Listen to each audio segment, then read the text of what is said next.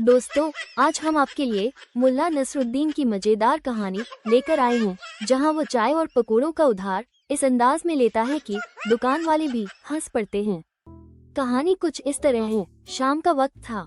गुलाबी आसमान में सूरज ढल रहा था और बाजार की चहल पहल धीरे धीरे बढ़ने लगी थी।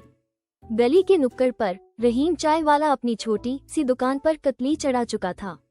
चाय की भाप और तले हुए पकौड़ों की खुशबू दूर दूर तक फैल रही थी। इसी माहौल में मुल्ला नसरुद्दीन अपनी टेढ़ी सी टोपी और लंबा कुर्ता पहने दुकान पर पहुंचे। जेब में एक भी पैसा नहीं था, लेकिन उनके चेहरे पर वही पुराना आत्मविश्वास और मुस्कान थी। रहीम बोला, मुल्ला साहब, फिर आ गए आप, पर इस बार उधार नहीं चलेगा। मुल्ला हंसते हुए बोले, अने रहीम भाई, आज तो मैं तुम्हारी दुकान का भाग्य चमकाने आया हूँ। क्या चमकाओगे मुल्ला? पिछली बार भी कहा था कि पैसे कल दूंगा, और वो कल कभी आया ही नहीं। मुल्ला चुपचाप बेंच पर बैठ गए। चलो पहले एक कप चाय और 4 पकोड़े लाओ, फिर बात करते हैं। आज तुम्हें समझ में आएगा कि ग्राहक और भगवान में क्या फर्क है। रहीम ने बड़बड़ाते हुए चाय और पकोड़े रख दिए। दुकान में भीड़ धीरे धीरे जमा हो रही थी। मुल्ला ने चाय की एक चुस्की ली, फिर पकौड़ा खाया और बोले, वाह रहीम, तुम्हारा पकौड़ा तो ऐसा है जैसे बादशाह की रसोई से निकला हो। तुम्हारा हाथ तो सच में कमाल का है। रहीम थोड़े पिघल गए। सच में मुल्ला? सच क्या, अब मैं इसे प्रचारित करूँगा। आज से मैं तुम्हारी दुकान का ब्रांड एम्बेसडर बन गया। इतना कहते ही मुल्ला ने बगल वाले लड़के से कहा, ऐ सुनो, घर जाकर अपने अब्बा से कहना रहीम की दुकान पर दुनिया की सबसे स्वादिष्ट चाय मिलती है। पास बैठा एक किसान हंस पड़ा, इतनी तारीफ तो किसी ने अपनी बीवी की भी नहीं की होगी। मुल्ला ने गर्दन घुमाई और बोले, साहब, ये चाय नहीं है, ये अनुभव है जो आत्मा को गर्म करता है। भीड़ हंस पड़ी। कुछ और ग्राहक चाय और पकोड़े लेने लगे। रहीम की दुकान पर अचानक भीड़ बढ़ गई। अब मुल्ला ने अपने जेब से एक पतली सी डायरी निकाली और दुकान के एक कोने में बैठ गए।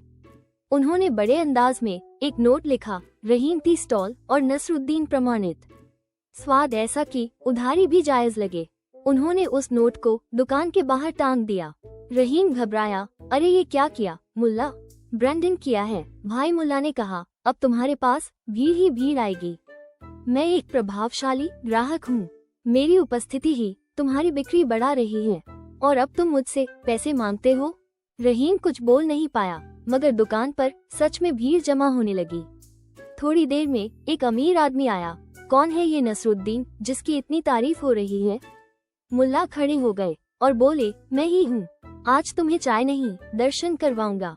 बैठो। वो आदमी बैठा। मुल्ला ने रहीम को इशारा किया, एक खास चाय और 2 प्लेट पकोड़े हमारे मेहमान के लिए भेजो, नसरुद्दीन की स्पेशल।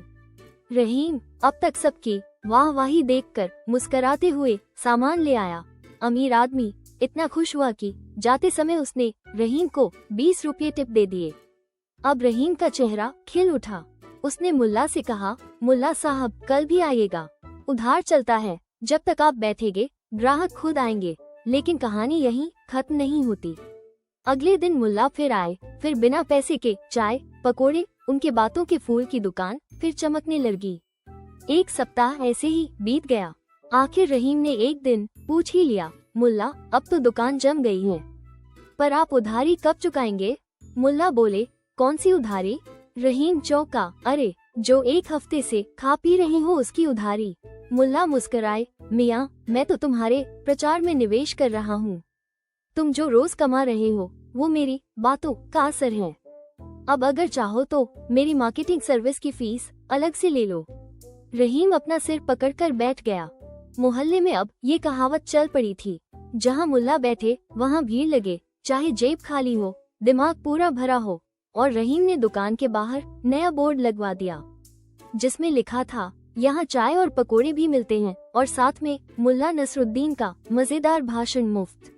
दोस्तों, इस कहानी से हमें ये शिक्षा मिलती है कि कभी कभी बिना पैसा दिए भी इंसान इतना दे जाता है जिसकी कीमत बाजार नहीं समझ सकता।